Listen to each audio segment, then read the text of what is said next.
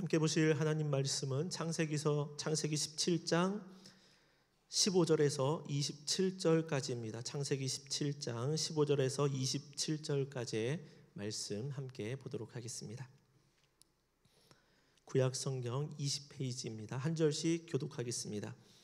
하나님이 또 아브라함에게 이르시되 내 아내 사레는 이름을 사레라 하지 말고 사라라 하라.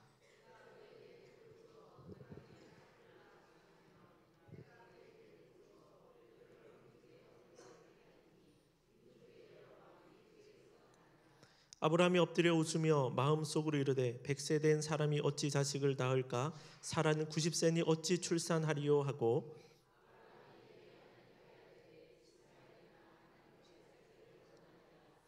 하나님이 이르시되 아니라 내 아내 사라가 내게 아들을 낳으리니 너는 그 이름을 이삭이라 하라. 내가 그와 내 언약을 세우리니 그의 후손에게 영원한 언약이 되리라.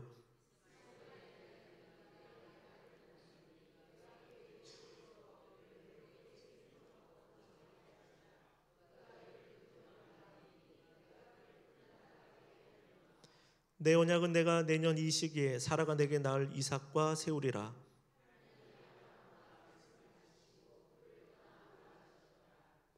이에 아브라함이 하나님이 자기에게 말씀하신 대로 이날에 그 아들 이스마엘과 집에서 태어난 모든 자와 돈으로 산 모든 자 곧 아브라함의 집 사람 중 모든 남자를 데려다가 그 포피를 베었으니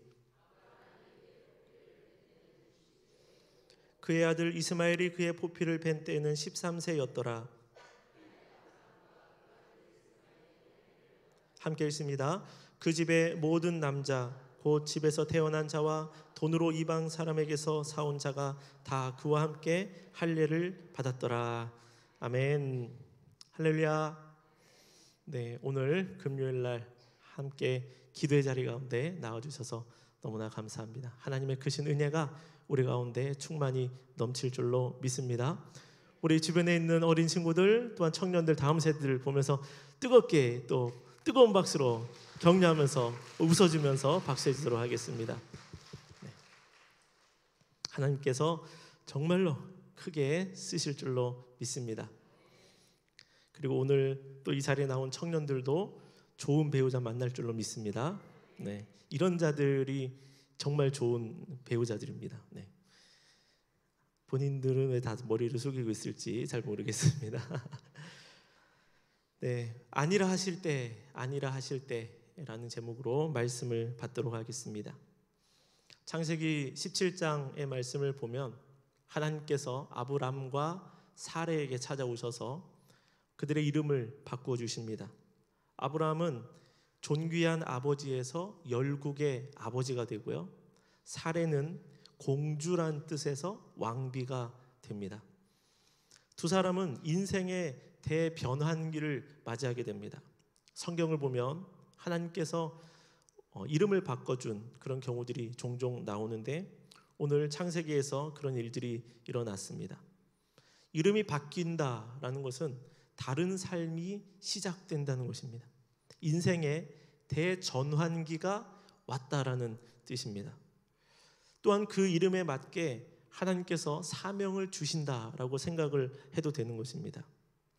이제 새로운 이름을 받은 이 두 사람은 자신이 가는 곳곳에 또한 사람들이 그들의 이름을 불러주는 곳곳마다 여호와 하나님을 모시고 살아가는 자들이 되어졌습니다. 이제 계명 이후에 하나님은 하나님의 언약의 성취가 가까이 다가왔음을 그들 가운데 보여주고 계십니다. 그런데 문제는 뭐냐면 이름이 바뀌었다고 해서 그 마음도 한꺼번에 싹 바뀌었다, 이건 아닌 것 같습니다.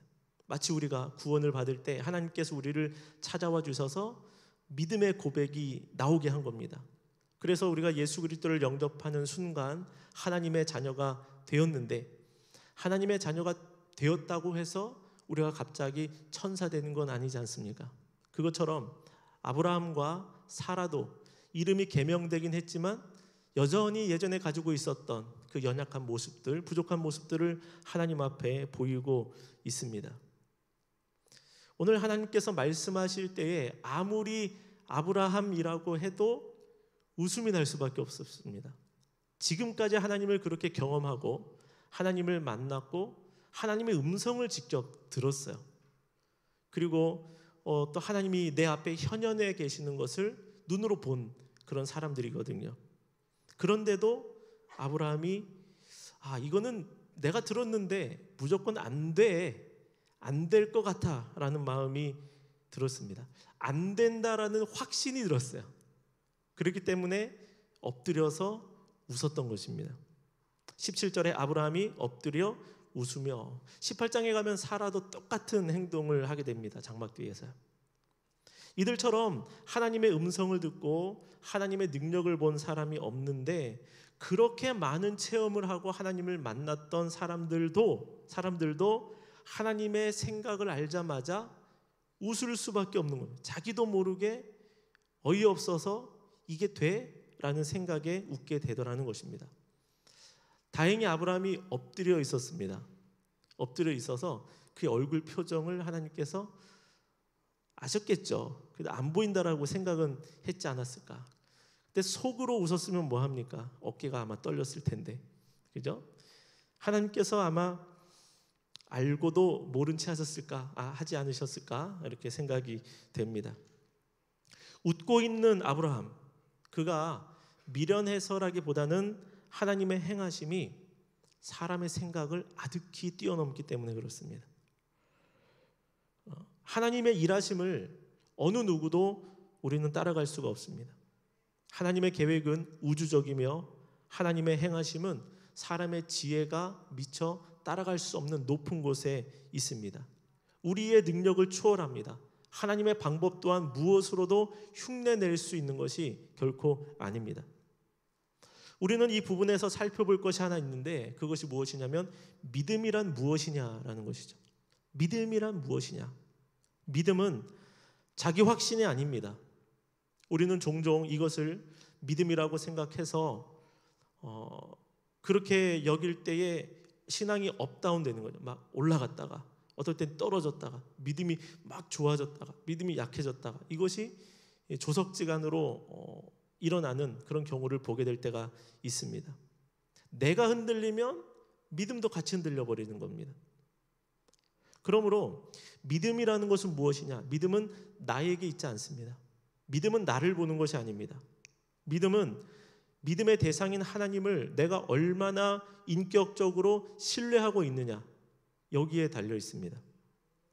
아브라함이 웃을 수밖에 없는 이유가 무엇이었을까요? 나를 보고 있기 때문에 그래요.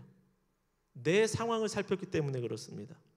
나를 보고 내 형편을 보고 내 능력을 따지면 안 됩니다. 견적을 낸다 그러죠. 견적이라는 게 뭡니까? 한번 이 일에 대해서 따져보는 거예요. 될 만한 건지, 내가 이 일을 위해서 내가 어떤 값을 치러도 지불해도 될지 안 될지를 견적을 내서 따져보고 그 다음에 결정을 내리게 되는 것입니다. 이 아브라함의 모습을 보면 그가 견적을 낸 것 같아요. 이 정도 견적으로는 답을 낼 수 없을 것 같다. 지금 내 상황을 보고 내 나이를 보고 내 아내의 나이를 보면 하나님께서 말씀하신 것이 안 될 것 같다, 이런 생각을 하게 된 것입니다. 그러니까 다른 말로 하면 믿음 아닌 믿음이 생기죠. 반대의 믿음, 안 될 것 같은 믿음이 생기는 것입니다. 여러분, 우리 성도님들도 반대의 믿음을 가질 수 있습니다. 하나님께서 말씀하신 그 앞에서 하나님이 말씀하고 계시잖아요. 하나님 앞에 엎드려 있으면서 정반대의 믿음을 가지는 경우가 있더라는 것입니다. 이게 위험한 거죠. 믿음을 나를 통해서 보고 있기 때문에 그렇습니다. 하나님은 사례를 사라라고 부르시면서 사라에게 복을 주어 아들을 낳게 할 것이다 라고 말씀하셨습니다. 사라를 왕비, 즉 여러 민족의 어머니가 되게 할 것이다 라고 하나님께서 말씀하셨습니다. 아브라함이 볼 때 사라는 자기보다 더 심각합니다. 사라는 아이를 낳을 수 있는 가임기의 연령대가 아닙니다. 그리고 그 근사치도 아니에요. 17절에 있는 말씀을 보면 아브라함이 엎드려 웃으며 마음속으로 이르되 100세 된 사람이 어찌 자식을 낳을까? 사라는 90세니 어찌 출산하리요? 어찌 100세 90세 어찌 이렇게 계속 이야기를 하고 있습니다. 그래도 속으로 생각하는 거죠. 가끔 사람이 실수하는 이유가 뭡니까? 걸러지지 않고 나도 모르게 튀어나오는, 속에 있는 말이 딱 튀어나왔는데 그래도 하나님 앞에서 튀어나오진 않았던 것 같습니다. 나는 100세고 아내는 90세인데 이거는 불가능한 이유들입니다. 낳을 수 있다라는 기대감을 완전히 꺾어버리게 하는 현실적인 이유가 됩니다. 이런 것들이 참 많이 있습니다. 가진 게 없어서, 마음이 완악해서, 내가 10년이나 한번 같이 지내봤는데 이러면서 안 될 것들, 불가할 이유들이 점점 더 많이 떠오르게 되는 것입니다. 저도 뒤에 나오는 사건을 알지 못한다면 아브라함의 말에 전적으로 동의하지 않았을까 이렇게 생각됩니다. 믿음은요, 견적을 내는 게 아닙니다. 먼저 받아보고 내가 치를 능력이 돼서 하는 게 아닙니다. 믿음이라는 것은 하나님을 인격적으로 신뢰하는 것입니다. 하나님을 바라보는 것입니다. 하나님의 존재에 대해서, 하나님이 창조주 되심에 대해서, 하나님이 전능자 되심에 대해서 아는 것이 믿음입니다. 그렇기 때문에 믿음이라는 것은 나에게서 눈을 떼고 하나님을 보는 것입니다. 하나님이 어떤 분이신가를 알고 그 하나님을 내가 믿는 겁니다. 하나님의 존재를 내가 인정하는 겁니다. 그러니까 믿음은 나를 바라보면 안 돼요. 나를 바라보는 순간에 믿음이라는 것이 오히려 더 부서지게 될 것입니다. 이제는 약속을 붙들고 전진하기에는 모든 힘이 다 빠져버린 이 아브라함의 모습이 우리의 모습일 수도 있습니다. 그런 나에게 하나님은 말씀하시는 거죠. 너의 상황을 계산하지 말고 너는 다른 것 다 바라보지 말고 나를 믿고 있느냐? 나에 대한 마음은 너는 어떠하냐? 라고 하나님께서 우리에게 묻고 계십니다. 끝난 것 같은데 끝나지 않았다고 말씀하시는 하나님이 우리의 하나님이십니다. 우리 하나님은 얼마나 큰 일을 행하시려고 이렇게까지 인도하시는지 잘 모르겠습니다. 상상이 안 갑니다.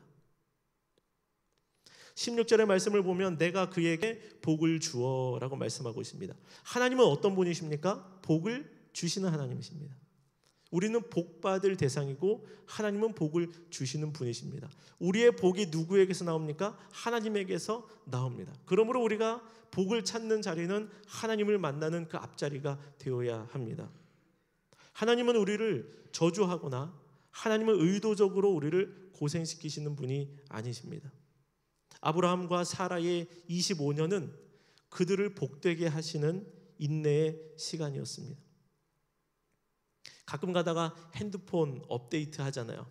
핸드폰 업데이트 하면은 시스템이 재부팅됩니다. 그러면서 10% 20%에서 쭉 올라가요. 컴퓨터도 그렇죠. 업데이트 하다 보면 10% 20% 30% 막 쭉쭉쭉 올라갑니다. 그러다가 갑자기 한순간에 멈춰있는 듯한 때가 있습니다. 75% 정도 되는 순간에 진행이 안 되는 거예요. 여기서 깝깝하죠. 그거 보고 있으면 얘가 다운이 됐나? 먹통이 됐나? 전원을 다시 꺼야 되나? 막 이런 생각이 들어온다는 것입니다. 마치 그런 느낌일 거예요. 아브라함이 지금 계속 기다리고 있습니다. 아들을 주신다고 했는데 아들이 나지 않습니다.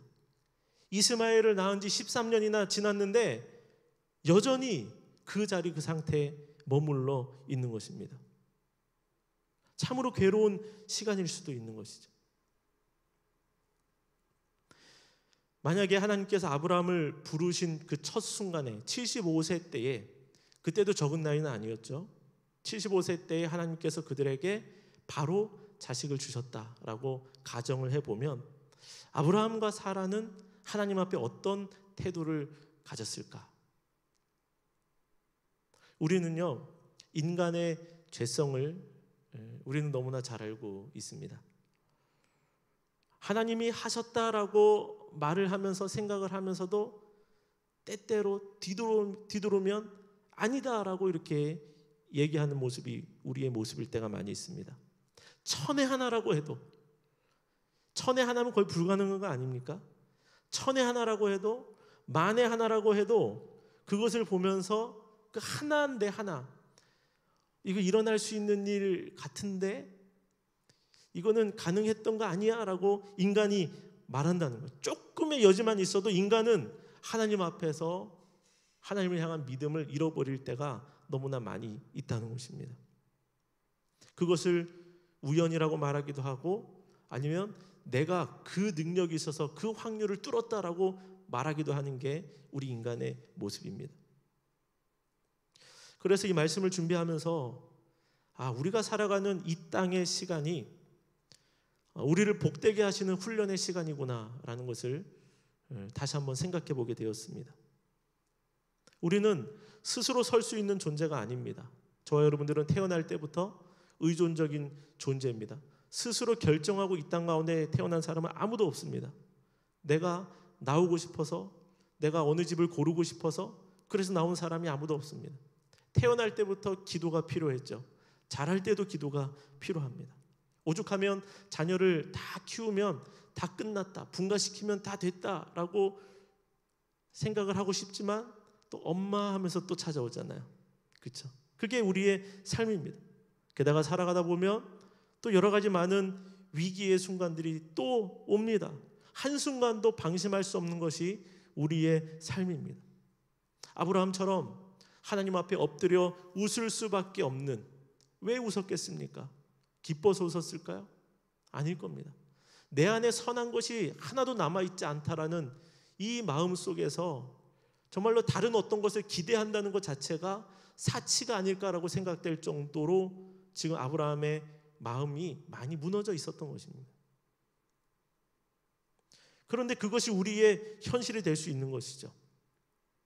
우리가 제일 강할 때, 힘이 넘칠 때, 20대, 30대, 40대, 중년의 시기에는 뭐든 가능할 것 같습니다. 이룰 수 있을 것 같아요. 그리고 체력도 뒷받침이 될 것 같은 그런 마음이 듭니다. 그런데 현타가 왔다고 하죠. 현실 자각 타임.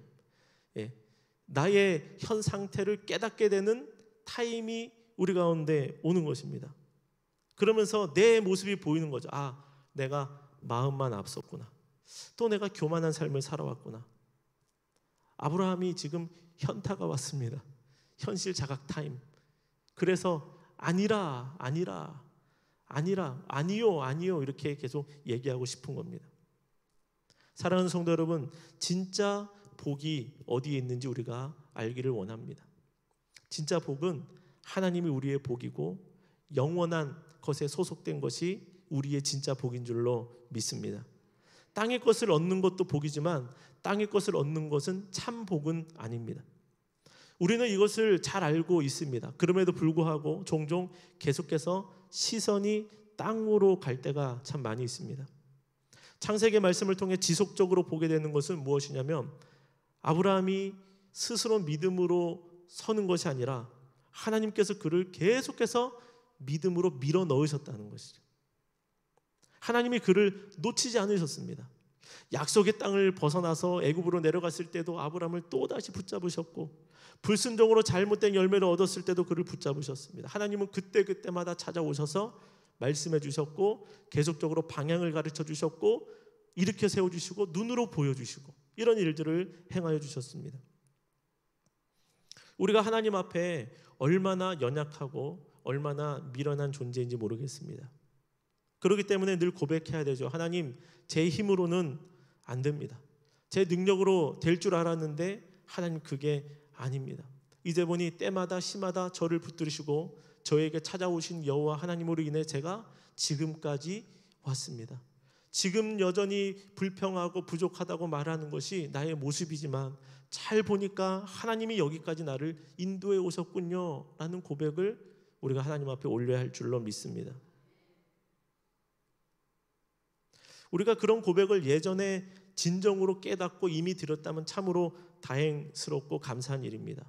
그렇다면 그 고백을 계속적으로 되뇌이고 또 오늘을 다시 한번 그 고백 위에 하나님을 바라보는 믿음을 세우는 날로 삼아가야 할 것입니다. 그러나 그런 적이 없다면 오늘이라도 하나님과 나의 차이를 인지하고 이 고백을 올려드려야 할 줄로 믿습니다. 아무리 늦어도 99세의 아브라함보다는 빠르니까 괜찮은 거 아닐까요? 그렇죠? 아브라함보다 우리는 그래도 훨씬 빠르잖아요. 훨씬 빠르잖아요. 아브라함을 보면 옛날에는 대안이라도 가지고 있었습니다. 저의 상속자는 다메섹 엘리에셀입니다. 제가 하갈을 통해 자식을 낳겠습니다. 그러면은 그도 내 자식 아닌가요? 이게 아브라함의 대안입니다. 그런데 지금은 아브라함에게 대안이 남지 않았습니다. 이스마엘도 대안이 아니었고, 그리고 그의 집에 있는 엘리에셀도 대안이 아니었습니다. 이제는 대안이 없어요. 보이지 않습니다. 다시 한번 17절을 보면 아브라함이 엎드려 웃으며 마음속으로 이르되 100세 된 사람이 어찌 자식을 낳을까? 사라는 90세니 어찌 출산하리요? 하나님은 자꾸 나를 통하여, 사라를 통하여 우리 집에 자식을 주신다고 했는데 어찌 그런 일이 있겠느냐라고 계속적으로 생각이 되는 것입니다. 예전에는 그나마 대안이라도 몇 개 찾아볼 수 있는 대안이 있었는데 이제는 대안조차, 방법조차 아무것도 남아있지 않습니다. 시간이 너무 많이 지나가 버렸거든요. 그럼에도 불구하고 하나님은 일체의 흔들림도 없으십니다. 우리는 마치 골든타임을 넘겨버린 것 같은 생각이 들어버리는데 하나님은 아닙니다. 하나님은 여유로우세요. 우리는 급해 죽겠는데 하나님은 괜찮으세요. 아무렇지도 않다고 합니다. 가끔 그럴 때가 있지 않습니까? 부모의 입장에서 부모는 괜찮아, 아무 일도 아니야 라고 하는데 어린 자녀는 너무 조급해서 발을 동동동 구르고 있는 거예요. 그때마다 격려하죠. 아니야, 아무것도 아니야, 아무 일도 아니야, 괜찮아, 아무 일도 아니야. 마치 그렇게 하는 것처럼 하나님은 아무것도 아니다. 너의 나이나 사라의 나이나 아무것도 아니다. 너는 발을 동동 구르지 마라. 방법 없다고 얘기하지 마라. 하나님께서 얘기하고 계십니다. 19절의 말씀을 보면 하나님이 이르시되 아니라 내 아내 사라가 내게 아들을 낳으리니 너는 그 이름을 이삭이라 하라. 내가 그와 내 언약을 세우리니 그의 후손에게 영원한 언약이 되리라. 아브라함아 아니다. 아브라함아 아니야. 나는 오직 내가 가지고 있는 이 방법을 가지고 너를 복되게 할 거야. 하나님께서 말씀하고 계십니다. 이것을 위해서 너가 생각했던 다른 방법들을 다 끊어왔던 거야. 말씀하시는 겁니다.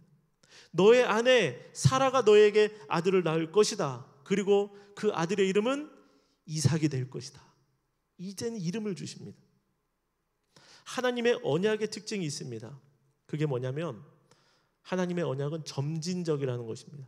점진적. 점점 나아가고 점점 확대되는 것이 하나님의 언약의 특징입니다. 하나님의 일하심은요, 과거의 어떤 한 지점에 절대로 머물러 있지 않습니다. 마치 지금까지 여러 번 아브라함에게 하나님께서 찾아오셔서 말씀을 해주셨는데 마치 보면서 왜 맨날 와서 똑같은 말씀 하시지? 뭐 비슷한 말씀인 것 같은데 그게 그거 같아요. 똑같은 말씀만 계속 반복하시는 것 같아요. 그런데 자세히 보면 계속적으로 조금씩 변화되는 게 있습니다. 창세기 12장에서 본토 친척 아버지의 집을 떠나 내가 너에게 보여줄 땅으로 가라. 내가 너로 큰 민족을 이루어 복을 주어 너의 이름을 창대하게 할 것이다. 너는 복이 될 것이다. 창세기 12장의 말씀입니다. 창세기 13장에 나타나서는 이런 말씀을 합니다. 롯과 헤어진 때인데요. 그 지경 때문에 그 부한 것 때문에 헤어진 그 이후에 하나님이 나타나셔서 뭐라고 말씀하셨냐면은 너는 눈을 들어 동서남북을 바라보라. 보이는 땅을 내가 너와 너의 자손에게 주리니 영원히 이르리라. 내 자손이 땅의 티끌처럼 많으리라 라고 말씀하셨습니다. 그리고 나서 창세기 15장에 가면 롯을 구출하고 멜기세덱에게 11조를 바쳤을 때에 하나님이 또 그에게 찾아오셔서 어떤 말씀을 주셨냐면은 너의 몸에서 날 자가 내 상속자가 될 것이다. 조금씩 계속 다르고 점점 뭔가 새로운 정보가 추가되고 있습니다. 하늘의 별을 보여주시고는 너의 자손이 이렇게 될 것이다. 그리고 횃불 언약을 맺어 주시죠. 횃불 언약을 맺으면서는 너의 자손이 이방에서 계기되어 400년 동안 다른 나라를 섬기게 될 것이고 너의 자손은 큰 재물을 가지고 그 땅에서 나올 것이다 라고 말씀하셨습니다. 오늘의 17장에서는 할례 언약, 즉 영원한 언약을 맺어주시고 아들의 이름이 이삭이다. 너의 아내를 통하여서, 너와 너의 아내를 통하여서 자녀를 줄 것이다 라고 말씀하고 계십니다. 계속적으로 점진적으로 하나 명료하게 드러나고 있습니다.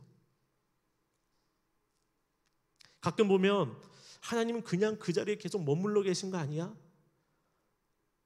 라고 생각이 될 때가 있습니다. 우리가 하나님 안에 거하고 있으면 하나님은 점진적인 일들을 이루어 가십니다. 내가 생각할 때는 과거의 어느 시점에 아주 우리가 개인적으로 강력한 은혜를 받았던 그 시점들이 아마 있을 겁니다.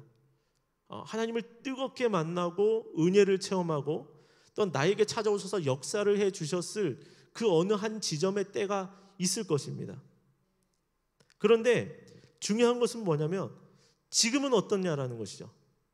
여러분의 생각은 어떠십니까? 그때에 비해서 나의 지금의 신앙의 상태 모습, 하나님이 나를 찾아와 주시는 모습은 그때보다 못한 거 아니야? 라고 우리가 여겨질 수 있다는 것입니다. 그러나 하나님은 결코 과거에만 계시는 분이 아니십니다. 현재 나와 함께 계시고 미래를 향하여 나아가도록 하시는데 우리가 알지 못하고 우리가 느끼지 못하지만 하나님은 지속적으로 점진적으로 우리를 이끌어가고 계시다는 사실을 여러분 꼭 기억하시기를 바랍니다. 과거에 어느 시점이 있었지만 하나님은 지금 그 시점보다 나를 보면 이만큼 끌어올리셨을 겁니다. 영적으로 끌어올리셨다는 것이죠. 하나님을 알도록 성숙하게 나를 만들어 주셨다는 것입니다. 그렇기 때문에 하나님은 그 과거의 하나님은 현재의 하나님, 더 크게 역사하시고 더 많은 것을 보여주신 하나님이시고 미래에는 더 놀라운 것, 우리가 생각할 때에 어쩌면은 아브라함처럼 웃을 수 있는 어이없어 할 정도의 상상할 수 없는 일들을 미래에 가지고 계시는 하나님이시라는 것을 우리가 기억하기를 바랍니다. 그런데 문제가 뭐냐면 지금이에요. 지금 하나도 해결되지 않고, 그죠? 75세 때나 지금 99세 때나 뭐 달라진 거 있습니까? 달라진 거 없어요. 거의 이제 100세가 가까워 오는데 지금 뭐 아무것도 없습니다. 한술 더 떠서 달라진 게 없는 정도가 아니라 후퇴한 것 같아요. 나이만 들었어요. 기력도 없습니다.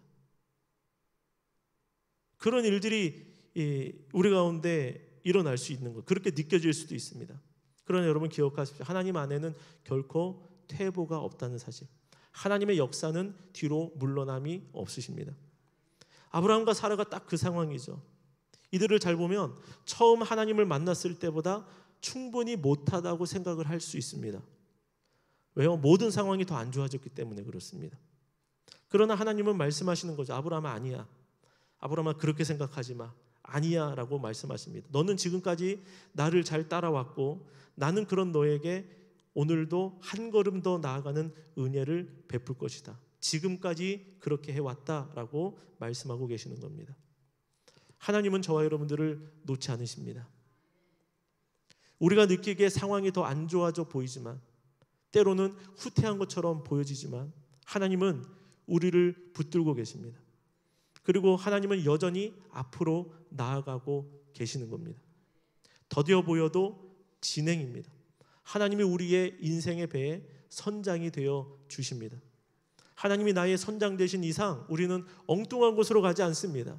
요한복음 6장에 보면 그 갈릴리 바다를 건너는 제자들이 큰 풍랑 가운데 어려워하고 있을 때 예수님께서 찾아오셔서 그 배 위에 올라오셨습니다. 아마도 제자들은 오늘이 내 인생의 마지막이 될 수도 있겠다라고 생각할 수도 있었을 겁니다. 그러나 예수님께서 그 배 위에 오르자마자 어떤 말씀이 있었냐면 배는 곧 그들이 가려던 땅에 이르더라. 우리가 힘들게 노를 저어서 가는데 노를 젓고 저어도 앞으로 안 나갈 수가 있어요. 오히려 역풍이 막 세게 불어오면 노를 저어도 뒤로 물러가는 일이 생길 수도 있는 거죠. 그러나 예수님께서 그 배에 오르시는 순간에, 예수께서 그 배에 선장이 되어지시는 순간에 그 배는 그들이 가려던 곳에 안전하게 도착했더라라는 역사가 일어나게 되는 것입니다. 여러분, 우리 주님이 멀리 계신 주님으로만 계시지 않게 하고 오늘 기도를 통하여 내 인생의 배에 오르시도록 주님 앞에 기도하고 내 인생의 선장되게 하시는 역사가 오늘 우리의 삶 가운데 일어나서 우리도 그 배를 타고 주님이 인도하시는 그 길을 따라서 우리의 가야 하는 그 목적지에 안전히 도착하게 되는 놀라운 생명의 역사가 저와 여러분들의 삶 가운데 임하게 되기를 소망합니다. 우리에게 오셔서 하나님께서 아니라라고 말씀하시면 이것이 은혜이고 이것이 복임을 여러분 기억하시기를 바랍니다.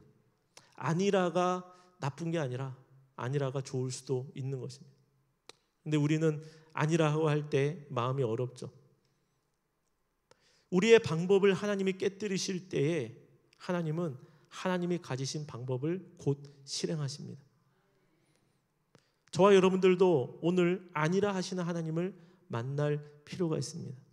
아니라 하실 때는 하나님께서 더 좋은 것을 분명히 주실 줄로 믿습니다. 우리의 하나님이십니다. 나의 모든 상식, 나의 모든 환경, 아브라함과 사라처럼 그들의 모든 나이, 재력, 몸 상태, 이 모든 것을 무시할 수 있는 분이 우리 하나님이신 줄로 믿습니다. 목회자가 빠지기 쉬운 병이 있습니다. 그게 뭐냐면 메시아 콤플렉스라고 하는 겁니다. 목회자는 메시아가 되어야 하는 듯한 그런 마음들을 가지는 거예요. 하면 설교도 잘해야지 되고, 그리고 모든 성도들의 그 문제를 놓고 기도할 때에는 그 모든 문제가 다 풀어져야지 돼라고 하는 이 강박적인 마음들이 목회자에게 들어올 수도 있는 것입니다.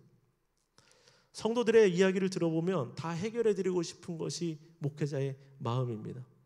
그리고 실제로 나에게는 그런 일이 안 일어나도 성도들의 삶 가운데는 하나님의 은혜와 하나님의 기적이 나타나기를 간절히 원하는 것이 목회자의 마음입니다.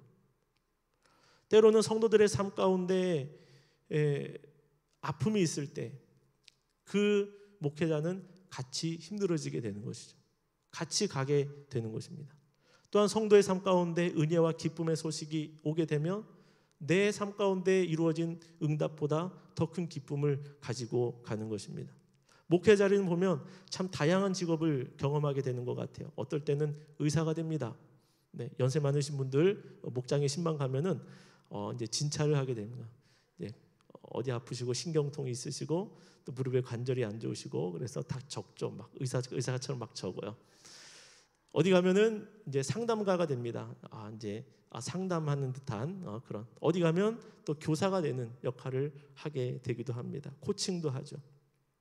시골의 목사님들은 기사가 되기도 하고 수리공도 되기도 하고 장도 보기도 하고 이런 일들 가운데 들어가야 됩니다. 그러나 한계가 뭐냐면 목회자도 사람이고 목회자도 연약함이 있고 목회자가 예수님이 아니라는 것입니다.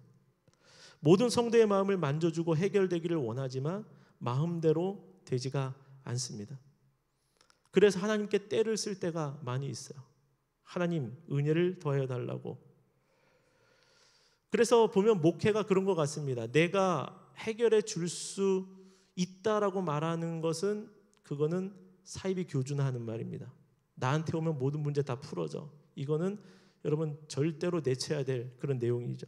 목회라는 것은요, 내가 모든 문제, 아픔의 문제, 아브라함의 가정 가운데 있는 문제뿐만 아니라 여러 가지 많은 삶의 문제가 생길 수 있는데 이거를 해결해 주는 것이 아니라 하나님 안에 그래도 거하도록 하고 그래도 하나님을 붙들도록 하고 그래도 하나님을 끝까지 신뢰하도록 돕는 자가 목회자라고 생각합니다. 목회자의 가정 가운데서도 교육자들도 다 마찬가지죠. 똑같은 성도들과 똑같은 아픔과 똑같은 문제들이 가정 가운데 다 있습니다. 그러면 무엇이냐?